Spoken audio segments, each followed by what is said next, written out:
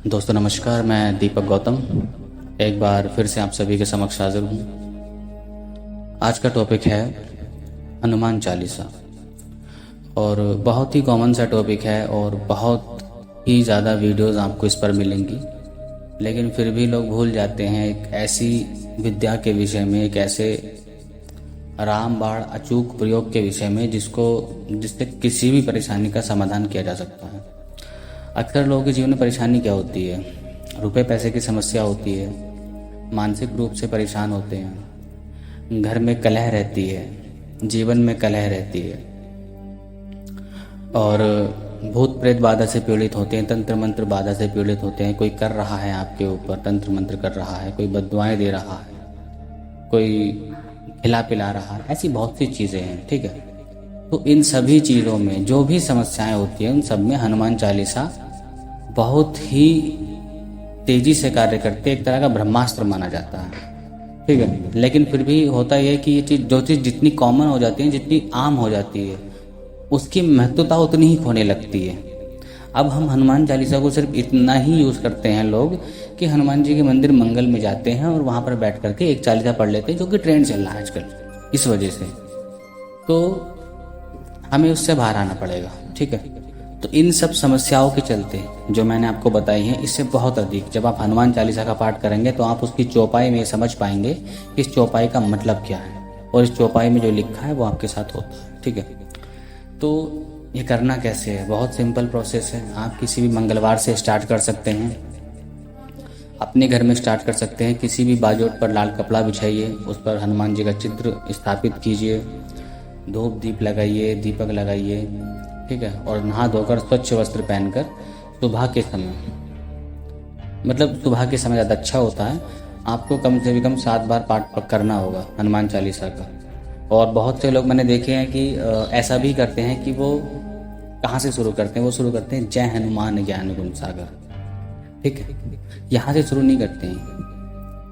पहले एक दोहा होता है वो पढ़ते हैं, श्री गुरु चरण सरोज रज निज मन मुकुर सुधार। ठीक है, ये वाला पढ़ते हैं। फिर उसके बाद शुरू करते हैं हनुमान चालीसा और लास्ट में वो आता है पवन तनय संकट हरण मंगल मूर्ति रूप राम लखन सीता सहित हृदय वसु सुरभूप। ठीक है, यहाँ पर हनुमान चालीसा का अंत होता है।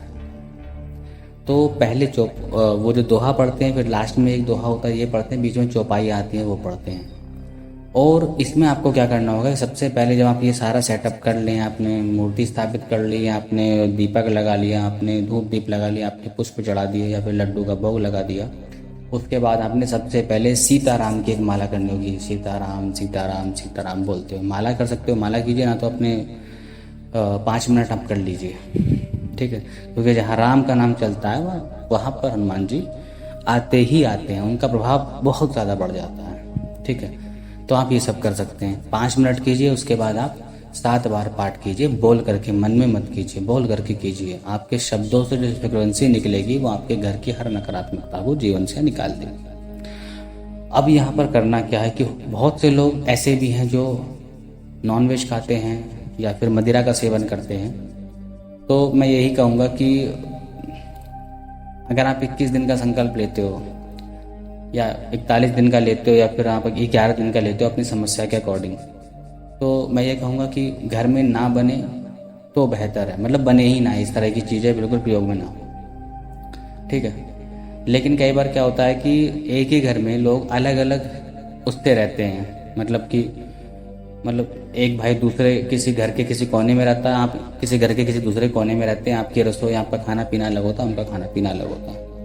तो अगर ऐसा है तो आप कर सकते हो, उनके घर में जो चल रहा है वो छोड़ दीजिए, आप अपने घर में बिल्कुल भी इसका प्रयोग मत कीजिए, शराब का प्रयोग मत कीजिए और इन सब चीज़ का प्रयोग मत कीजिए।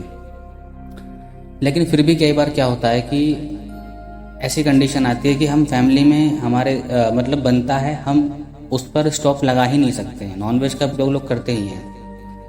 तब ऐसी कंडीशन में आप ये कर सकते हैं कि आप मंदिर में जाके ये प्रोसेस कीजिए, घर में मत कीजिए। ठीक है, तो इस प्रोसेस के बाद अगर आप ऐसे नियम पूर्वक करते हैं तो जितनी भी समस्याएं होती हैं उन सभी समस्याओं का समाधान हो जाता है। आपके जीवन में धन नहीं है, धन आ जाएगा, आपकी नौकरी नहीं है, नौकरी लग जाएगी, तनाव है, तनाव खत्म हो जाएगा, भूत प्रेत की बाधा है वो खत्म हो जाएगी। या फिर घर में कोई तंत्र मंत्र क्रिया टोने टोटके कर रहा है वो खत्म हो जाएंगे और जीवन में खुशहाली आने लगती है। ठीक है, यहाँ मैंने कहा है कि एक संकल्प लेकर के अपने दिन कीजिए तो आप कर सकते हैं, लेकिन अगर आप अपनाना चाहते हैं तो फिर आपको बहुत नियम अपने जीवन में अपनाने पड़ेंगे। ठीक है, बहुत से नियम अपनाने पड़ेंगे।